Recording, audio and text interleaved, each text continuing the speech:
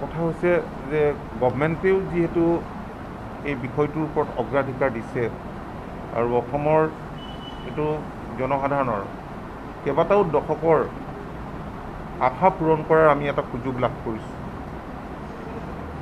মই সদৌ অসম ছাত্ৰ সন্থাৰ নেতৃবৃন্দক কৈছোঁ যে আহি থকা দিনবিলাকত আমি অসম চুক্তি ৰূপায়ণৰ বাবে ছাত্ৰ সন্থাৰ লগত সহযোগিতাৰে আমি কাম কৰিম।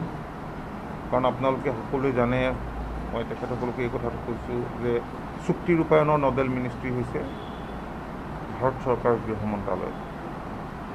ইতিমধ্যে যোৱা সময়ছোৱাত আমাৰ চৰকাৰখনে কেতবোৰ পদক্ষেপ গ্ৰহণ কৰিছিল, যেনে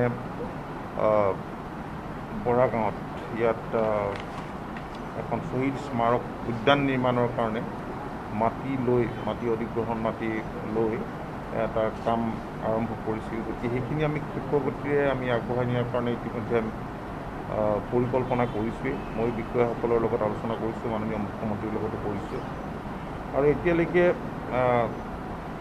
বহু শ্বহীদৰ পৰিয়ালে এক্স গ্ৰেচিয়াটো পোৱা নাই। 406, তাৰ ভিতৰত 327জনে পাইছে, এতিয়াও 79 পাবলৈ বাকী আছে। গতিকে সেইখিনি আইডেণ্টিফাই কৰাত, সেইখিনি চিনাক্তকৰণ কৰাৰ ক্ষেত্ৰত সদৌ অসম ছাত্ৰ সন্থা আৰু শ্বহীদ নিৰ্যাতিত সাহায্য ন্যাসৰ আমি সহযোগিতা বিচাৰিছোঁ।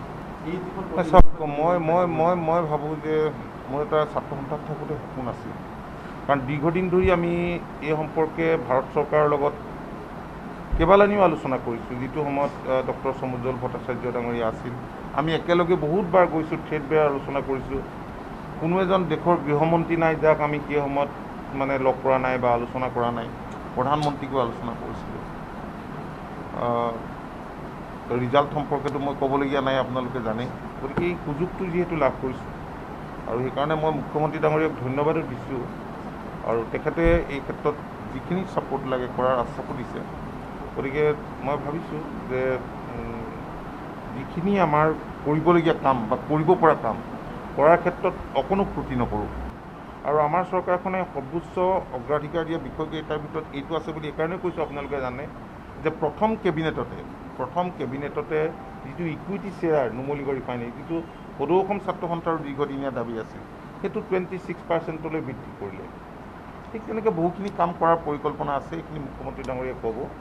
গতিকে আমি কাম কৰিম।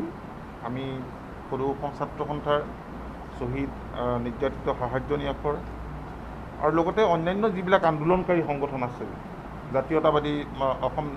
জাতীয়তাবাদী যুৱ ছাত্ৰ পৰিষদকে ধৰি অন্যান্য আন্দোলনকাৰী সংগঠন, এইসমূহ কৰ্মচাৰী পৰিষদ আৰু ব্যক্তিৰ লগতো আমি সময়ে সময়ে এই কথাবোৰ আমি আলোচনা কৰিম। আৰু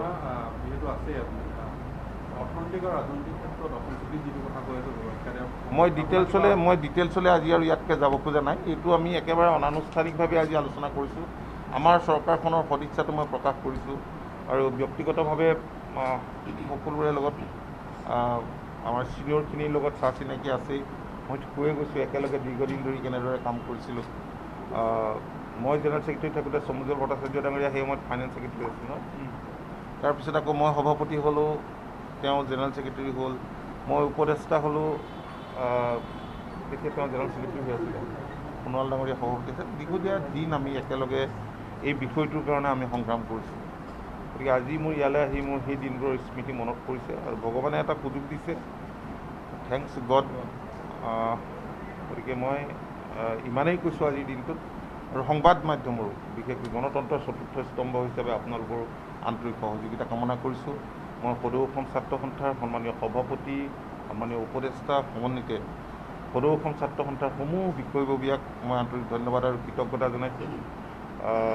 আজি এই শ্বহীদ ন্যাসত এনেদৰে মুখামুখি হোৱাৰ সুযোগ দিয়াৰ কাৰণে। ঠিক তেনেকৈ আমাৰ শ্বহীদ ন্যাসৰ সভাপতি ডাঙৰীয়াকে ধৰি সন্মানীয় সভাপতি ডাঙৰীয়াকে ধৰি সমূহ বিষয়ববীয়াক মই আন্তৰিক ধন্যবাদ আৰু কৃতজ্ঞতা জনাইছোঁ।